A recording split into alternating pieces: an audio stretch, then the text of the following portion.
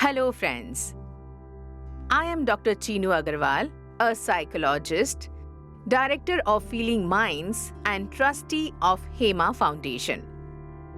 Friends, being a psychologist, I listen to my mind and learn to understand it. And this thing of the mind is usually known as emotional intelligence in Western countries. Daniel Goleman was a very great scientist who first wrote a book about emotional intelligence, which became very popular. After that, a lot of research was done on emotional intelligence, in which it was found that our normal intelligence quotient that we talk about, along with that, knowing emotions, identifying them and regulating them is also a big parameter of success. What is emotional intelligence and how do we acquire it? Today's video is about this.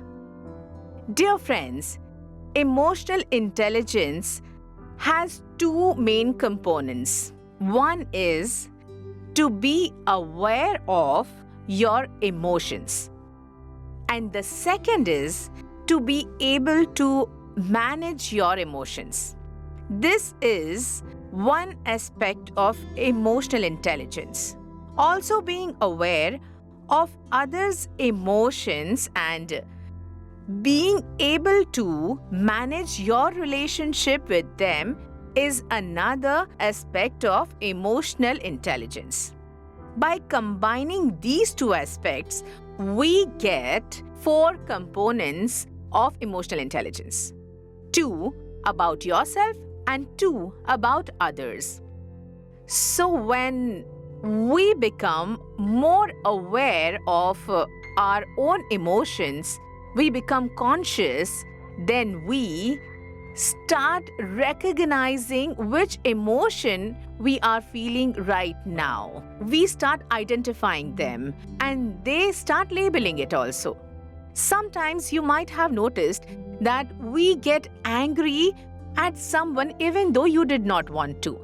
You don't want to be afraid at all of exams or going on stage, but still you are feeling scared. In such a situation, you try to avoid your emotions. It would be better if we notice the experience of our emotions at the same time. What is happening inside me right now? What am I feeling? Accept it and see where I am feeling this emotion in my body at this moment. What is it trying to say to me?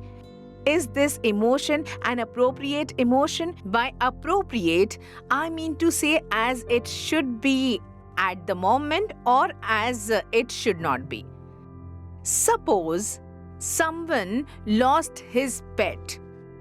So feeling sad or depressed is an appropriate emotion.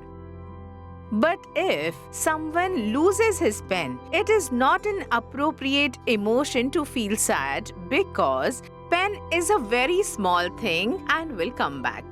Dear friends, when we are able to identify and accept our emotions, only then are we able to regulate them. Being able to regulate means being able to control your emotions. Even if we are feeling angry, we should be able to pause it. Do not blurt out whatever is coming in your mind. Do not have an emotional outburst. Try to understand its consequences and impact. Try stopping ourselves and being able to shift your mood from one emotion to another. Having this much flexibility within ourselves is what we would call emotional regulation. As we are afraid of exams, we are not able to study due to fear of exams. This is harmful.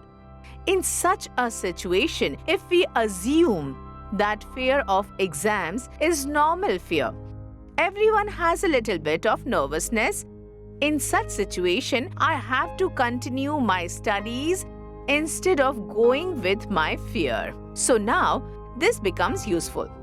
This is how we look at the second aspect. Others also have the same emotions as we do. If we are able to recognize our emotions, then from their gestures, from the tone of their speech, from their body language, from the content of what they are saying, we can understand how their mood is at the moment, what emotions they have inside them. If we remain alert about all this, we will be able to manage our relationships with others very well. Suppose at that time any of your friend or your parents or your teachers is in bad mood or is irritable, you will not present any of your problems or demands to him. Rather, you will ask them about their problems and sufferings. In such a situation, they will like your gesture very much, and in future, they will be equally interested in what you say. So, through emotional intelligence, we learn both self-management and relationship management very well in our life. And when we learn this, our relationships with people become sweeter.